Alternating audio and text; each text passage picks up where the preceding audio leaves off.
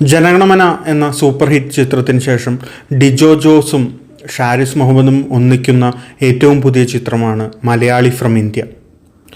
നിവിൻ പോളി നായകനാകുന്ന ഈ ചിത്രത്തെ പറ്റിയിട്ടാണ് ഈ റിവ്യൂ.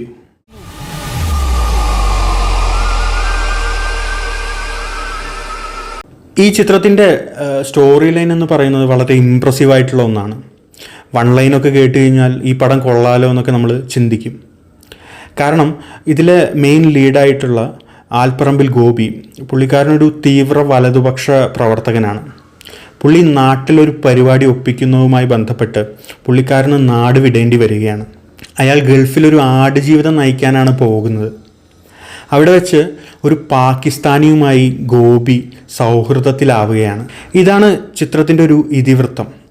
ഇത് കേൾക്കുന്ന അത്ര രസമൊന്നും ചിത്രം കാണുമ്പോൾ ഉണ്ടാകില്ല. വളരെ മോശമായിട്ട് തന്നെയാണ് ഡിജോ ഈ ചിത്രത്തെ ചിത്രീകരിച്ചിട്ടുള്ളത്.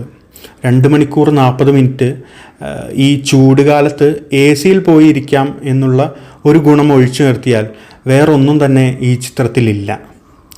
ഇതിലെ അഭിനേതാക്കൾ നിവിൻ പോളിയും ധ്യാൻ ശ്രീനിവാസനും ആ പാകിസ്ഥാനിയും എല്ലാവരും ആരാണ് മോശമായിട്ട് അഭിനയിക്കുന്നത് എന്നുള്ളൊരു മത്സരം പോലെ അത്രയും ബോറായിട്ടാണ് അഭിനയിച്ചു വെച്ചിട്ടുള്ളത്. ചിത്രത്തിൻ്റെ സിനിമാറ്റോഗ്രാഫിയും എഡിറ്റിങ്ങും മെയിനായിട്ട് പറഞ്ഞാൽ ഇതിൻ്റെ സംവിധാനം വളരെ ഒരു 10-ൽ നമുക്ക് 2-3 മാർക്ക് മാത്രമേ നമുക്ക് നൽകാൻ കഴിയുള്ളൂ. 2.5 മണിക്കൂറോളം നമ്മളെ വെറുപ്പിക്കും.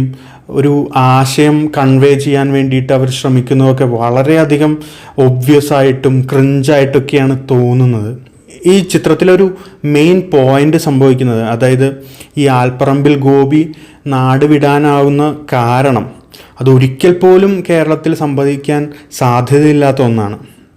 UP-യിലോ അല്ലെങ്കിൽ മധ്യപ്രദേശിലോ ഒക്കെ സംഭവിക്കാവുന്ന ഒരു കഥയെ കേരളത്തിലേക്ക് പ്ലേസ് ചെയ്ത് ഒരു കഥ മെനയുന്നത് ഒട്ടും എനിക്ക് കണക്റ്റായില്ല.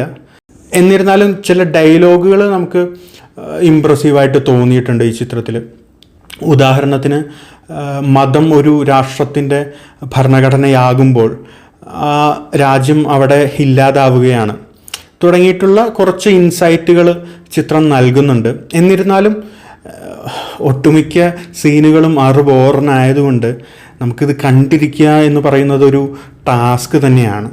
സോ ഇത്രയൊക്കെയാണ് മലയാളി ഫ്രം ഇന്ത്യയെക്കുറിച്ച് വളരെ ലളിതമായിട്ട് പറയാനുള്ളത്.